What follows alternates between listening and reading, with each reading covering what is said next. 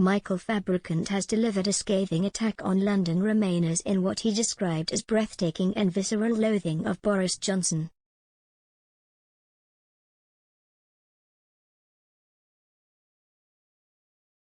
The news comes as the MP for Lichfield in Staffordshire appeared on LBC Radio, discussing the ongoing crisis that the Prime Minister finds himself in following the controversial Downing Street Bring Your Own Booze Drinks event that took place during the height of the lockdown. Listeners turned the show into an attack on the PM.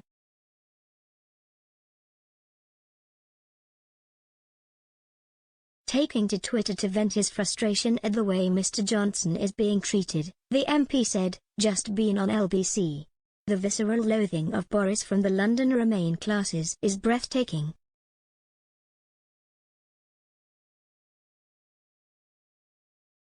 Backing up the MP, Sean Buckley said, "The Remainlings and left whiff despise BJ for humiliating Corbyn and forcing through Brexit. If BJ triggers Art 16 and exit clause in the TCA, his ratings will go through the roof."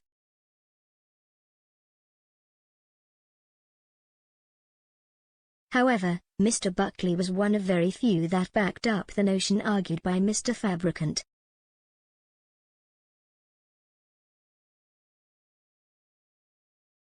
Replying to the thread, numerous commentators slammed the PM.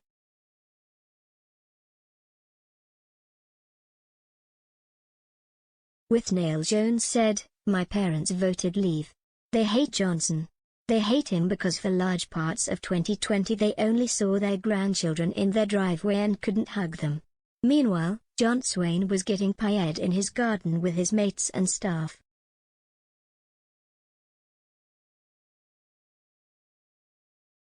Whilst Jim Hodges said, "It's not just London, everyone with morals and a sense of what's right wants him gone."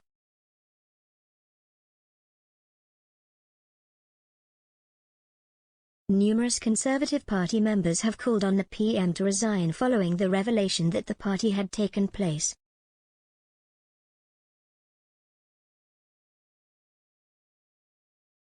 The Prime Minister apologised wholeheartedly for the incident and has fully backed an inquiry by senior civil servant Sue Gray.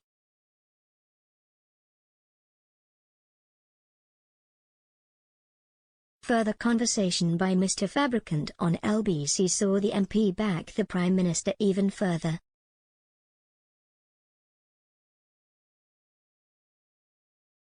Speaking with Andrew Castle, Mr. Fabricant said, "I think he should stay for the time being and I think he should probably stay for good."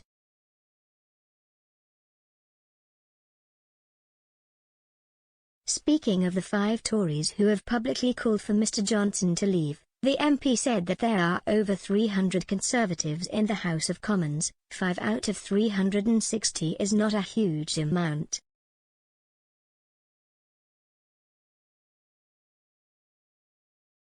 The MP added that his constituents have told him to stand by the PM, and suggested there is a witch hunt being orchestrated against Mr. Johnson.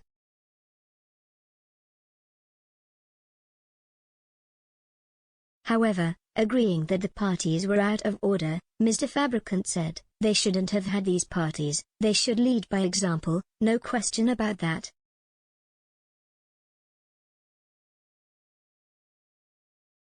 The presenter pointed out that the Sutton Coldfield Conservative Association has withdrawn support for the PM, but Mr. Fabricant dismissed this as an outlier.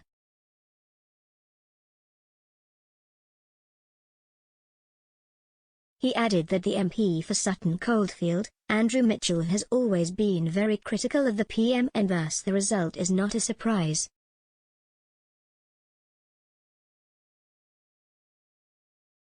Adding to the debate, Sir Keir Starmer reiterated his stance, echoing the face-to-face across the dispatch box seen on Wednesday during PMQs.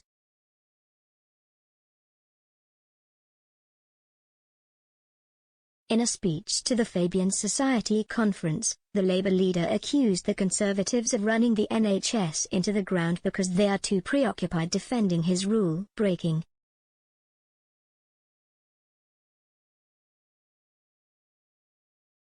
Speaking of the PM, Serkier said, "We are witnessing the broken spectacle of a prime minister mired in deceit and deception, unable to lead."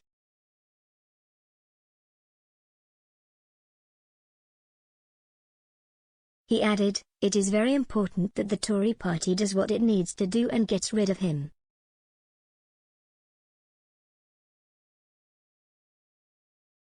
Responding to questions after his speech, Mr. Starmer said the revelations about coronavirus rule breaches in Downing Street had exacerbated issues people were facing with their mental well-being.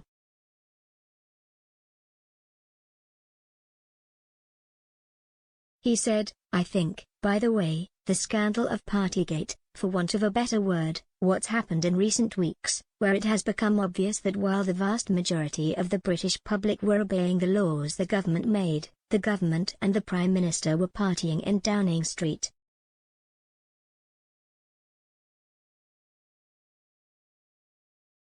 He added, "I think that has added to mental health stress because so many people are now asking themselves, why on earth did I do that then, while they were doing what they were doing?"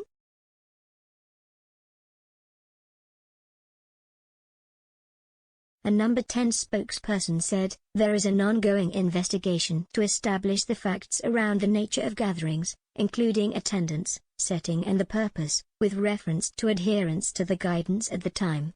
The findings will be made public in due course."